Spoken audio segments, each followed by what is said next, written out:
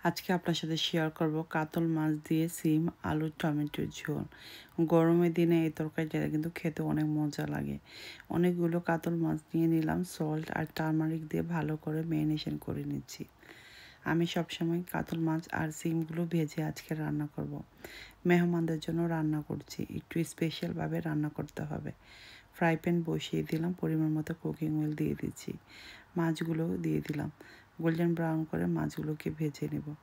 এভাবে মাছ ভেজে সিম আলু দিয়ে রান্না করলে খেতে অনেক মজা হয়ে থাকে। যেহেতু আজকে বাসায় মেহমান আসবে, তাদের জন্য রান্না করছি, ভাবলাম রেসিপিটা তুলে রাখি, আপনাদের সাথে শেয়ার করব। আপনারা আশা করছি রেসিপি দেখতে খুবই পছন্দ করেন। আজকে অনেকগুলো রান্না করেছি, প্রতিটা রান্নার রেসিপি আমি আপনাদের সাথে শেয়ার করব। তো প্রথমে আমি মাছগুলো ভেজে নিলাম, এখন তুলে নিব। আর এখানে আমি সিমগুলো আস্তে আস্তে করে কেটে নিয়েছি, সাথে নতুন আলু দিয়েছি। নতুন আলু দিয়ে সিম রান্না করলে গরমের সময় নতুন আলু, নতুন সিম আর কোরিয়ান্ডার কম্বিনেশন একটা খুবই মজার কারি হয়। আপনারা কিন্তু অবশ্যই ট্রাই করবেন যারা সিম লাভার আছেন।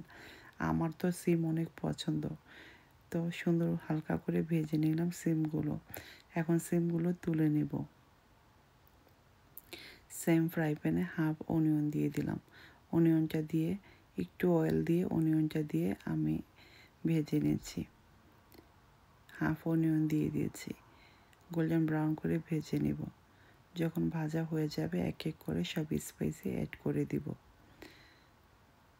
Salt for taste, turmeric powder, chilli powder, cumin powder, coriander powder সব কিছু হাফ স্পুন করে আমি এখানে অ্যাড করেছি। হট ওয়াটার দিয়ে ভালো করে মিক্স করে নিব।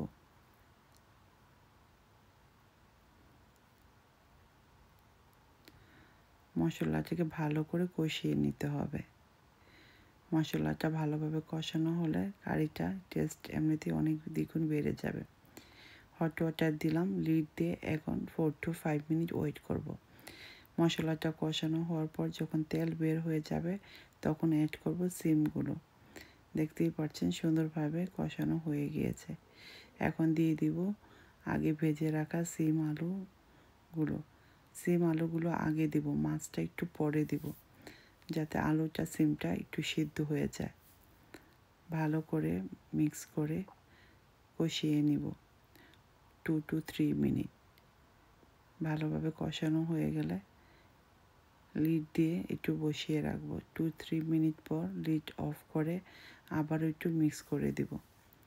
ভালোভাবে মিক্স হয়ে গিয়েছে, কষানো হয়ে গিয়েছে। এখন অ্যাড করব হট ওয়াটার।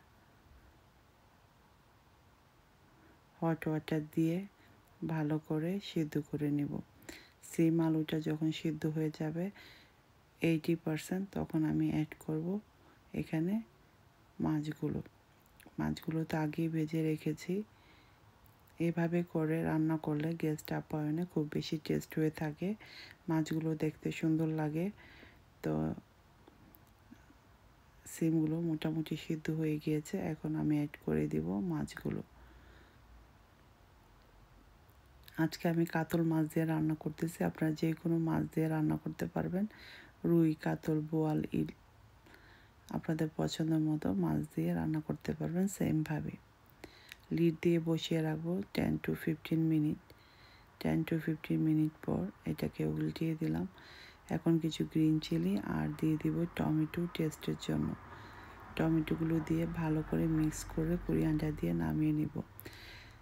নেক্সটের কোরিয়ান্ডার ভিডিওটা উঠে নিই। Sorry for this. রেডি হয়ে গেল আমার সিম দিয়ে আলু টমেটোর ঝোল। খেতে অসম্ভব মজা, আপনারা একবার হলো ট্রাই করবেন।